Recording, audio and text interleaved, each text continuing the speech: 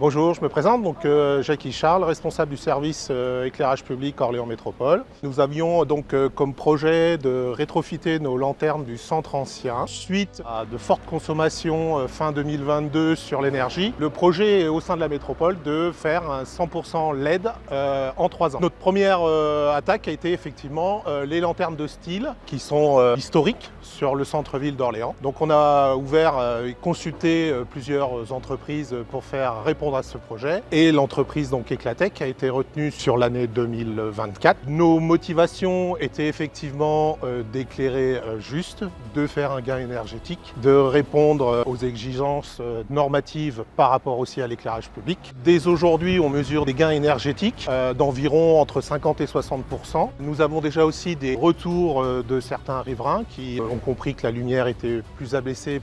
Le déploiement des produits LED sur la métropole d'Orléans, c'est 4 millions par an pour répondre à ces exigences-là.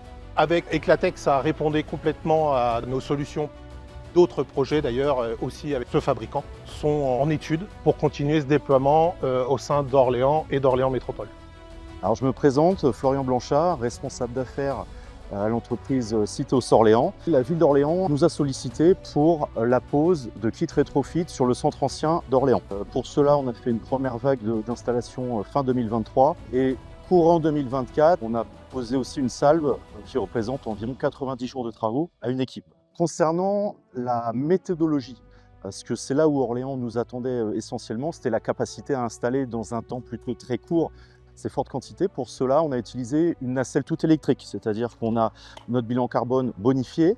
Le deuxième point, c'était sur l'utilisation de cette nacelle, l'encombrement le plus faible possible pour naviguer sur trottoir dans le centre ancien. Le produit conçu par Eclatech a été du bonheur pour nous, dans le sens où tout s'est intégré, la mécanique était précise, tout s'est bien aligné dans le luminaire. On avait notre mission C2E, sur les quantités de luminaire, on a pu récupérer une certaine somme qui a été redistribuée à la collectivité.